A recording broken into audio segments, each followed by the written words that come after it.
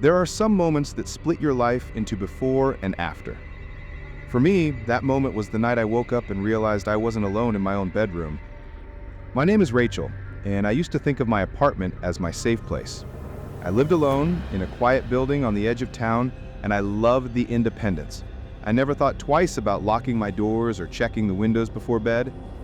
That all changed one night in the middle of summer, and I still have trouble sleeping because of it. It was a Friday, and I'd had a long week at work. I came home, made myself dinner, watched a movie, and went to bed early. I remember feeling exhausted, the kind of tired that makes your limbs heavy and your mind foggy. I fell asleep almost instantly, the hum of my fan and the distant sound of traffic lulling me into a deep sleep. I don't know what time it was when I woke up. At first, I thought I was dreaming. I was lying on my side, facing the wall, when I felt a strange pressure in the room, like the air had gotten heavier. I heard a soft creak, the kind my floorboards make when I walk across them. I froze, my heart pounding. I told myself it was just the building settling or maybe a neighbor coming home late. But then I heard it again. Another creak, closer this time. I opened my eyes, trying to adjust to the darkness. My bedroom was dim, lit only by the faint glow of the streetlight outside. I listened, holding my breath, and that's when I heard it. A slow, deliberate inhale, like someone trying to breathe quietly.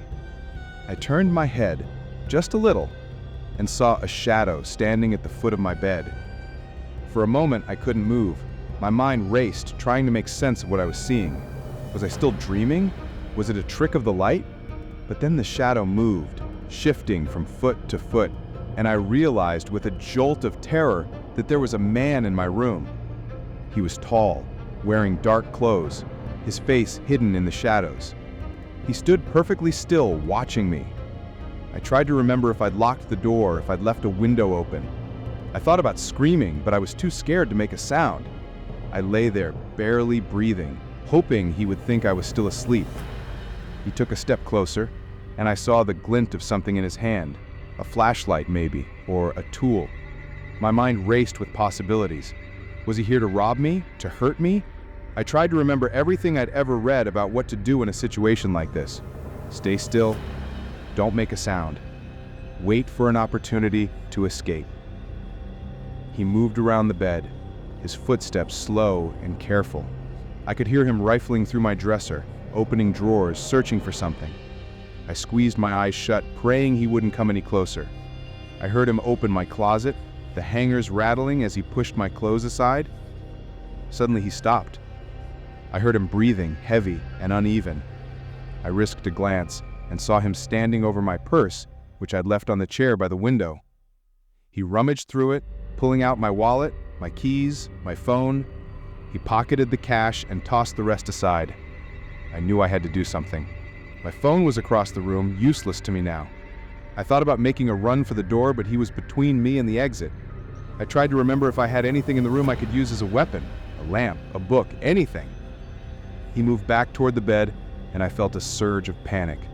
I forced myself to stay still, to keep breathing evenly, pretending to be asleep. He stood over me for what felt like an eternity, his shadow looming on the wall. I could feel his eyes on me, could hear the soft rustle of his clothes as he leaned closer. Then, just as suddenly as he appeared, he turned and walked out of the room. I heard him moving through the apartment, opening cabinets, searching for valuables. I lay there, paralyzed, until I heard the front door open and close.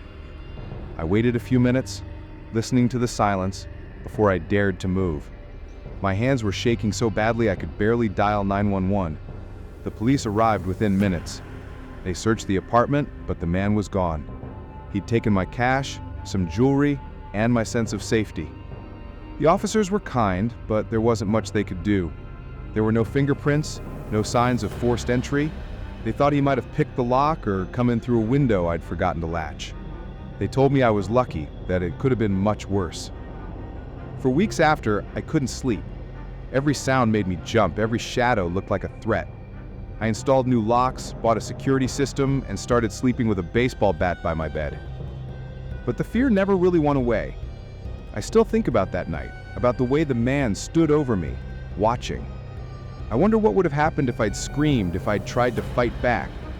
I wonder if he's done this before, if he's still out there looking for his next victim. If you ever wake up and realize you're not alone, trust your instincts.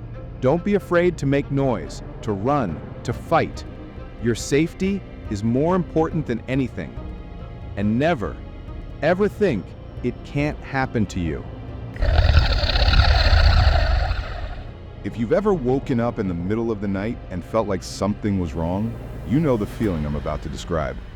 My name is Tyler, and I never thought I'd be the kind of person who would freeze in fear.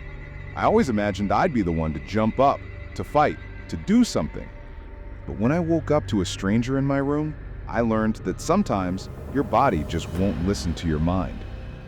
It happened during my sophomore year of college. I was living in a shared house with 3 other guys, but that weekend, everyone was gone. One roommate was visiting family, another was at his girlfriend's place, and the third was out of town for a soccer tournament. I had the whole place to myself, which I thought would be awesome. I planned to order pizza, play video games, and sleep in as late as I wanted. That Saturday night, I stayed up late watching movies and texting friends. Around 2 a.m., I finally crashed, not bothering to lock my bedroom door. I figured I was the only one home, so what was the point? I remember falling asleep to the sound of rain tapping against the window, feeling completely relaxed. I don't know what time it was when I woke up. At first, I thought I was dreaming. I was lying on my back, staring at the ceiling, when I heard a soft creak from the hallway. I figured it was just the house settling, or maybe the wind, but then I heard footsteps, slow, careful, moving down the hall toward my room. I sat up, heart pounding, listening as the footsteps stopped outside my door. The handle turned and the door opened with a quiet click. I froze, barely breathing, as a figure stepped into the room. He was tall, wearing a dark hoodie and jeans, his face hidden in the shadows. He stood in the doorway for a moment, looking around, then walked over to my desk. I watched, paralyzed, as he started going through my stuff, opening drawers, rifling through papers, picking up my laptop and putting it in a backpack. I wanted to yell, to jump up and tackle him, but I couldn't move. My body felt heavy, like I was glued to the bed. I kept telling myself to do something, but all I could do was watch. The man moved to my dresser, opening drawers and stuffing clothes into his bag. He took my wallet, my watch, even a pair of shoes. He moved with a strange calm, like he'd done this 100 times before. At one point, he turned and looked right at me. For a split second, our eyes met. I tried to pretend I was asleep, hoping he'd think I hadn't seen him. He stared at me for a long moment, then turned away and kept searching the room. Finally, he walked over to the window, unlocked it, and climbed out into the night. I lay there, shaking, listening to the rain and the distant sound of sirens. It took me a few minutes to work up the courage to get out of bed and check the house. The front door was still locked, but the window in the living room was open, rain blowing in. I called the police, my hands trembling. They arrived quickly, searched the house, and took my statement. They said the man had probably been watching the house, waiting for the right moment to break in. They found muddy footprints outside the window, leading back to the street. For days after, I replayed the night in my head, wondering what would have happened if I'd confronted him. Would he have run? Would he have attacked me? I felt angry at myself for freezing, for not doing anything. But the police told me I did the right thing. "You're alive," one officer said. "That's what matters." I changed after that night. I started locking every door and window, even when I was home. I bought a security camera, a new lock for my bedroom door, and a baseball bat to keep by my bed. I stopped feeling safe in my own house, always wondering if someone was watching, waiting for another chance. My roommates were freaked out when they came back. We all chipped in for better locks and an alarm system, but the fear never really went away.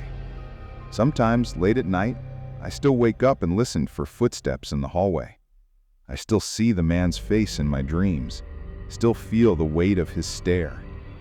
If you ever wake up and realize you're not alone, trust your instincts. Don't be afraid to make noise, to run, to fight. Your safety is more important than anything. And never, ever think it can't happen to you. Some people say your home is your sanctuary, the one place you should always feel safe. But after what happened to me, I know that safety is sometimes just an illusion. My name is Priya, and I never thought I'd be the kind of person who would wake up to a nightmare in my own bedroom. But one night, everything I believed about safety and comfort was shattered. I was 26, living in a small apartment in the city. I'd moved there for work, excited to start a new chapter in my life. The building was old but charming, with creaky floors and tall windows that let in the morning sun. I lived alone, but I liked it that way. I had my routines, morning coffee on the balcony, yoga before bed, locking the door and checking the windows every night. I thought I was careful. I thought I was safe. It was a Thursday night in early autumn. I'd had a long day at work, so I came home, made dinner, and watched a few episodes of my favorite show. I went through my usual routine, locked the door, checked the windows, set my phone on the nightstand, and crawled into bed. I remember feeling extra tired, the kind of tired that makes you fall asleep as soon as your head hits the pillow. I don't know what time it was when I woke up. At first, I thought I was dreaming. I was lying on my back, staring at the ceiling, when I heard a soft noise, a faint scraping, like someone dragging something across the floor. I blinked, trying to clear the sleep from my eyes. The room was dark, but I could see the outline of my dresser, the glow of the streetlight through the curtains. Then I heard it again, a slow, deliberate footstep right next to my bed. My heart started pounding. I tried to sit up, but something heavy pressed down on my chest. I looked to my right and saw a figure standing over me. He was tall, wearing a dark hoodie, his face hidden in the shadows. For a moment, I couldn't move. I couldn't even breathe. He leaned closer, and I saw the glint of something in his hand. A knife. My mind raced. Was I dreaming? Was this real? I tried to scream, but no sound came out. I felt frozen, trapped in my own body. The man whispered, "Don't move. Don't make a sound."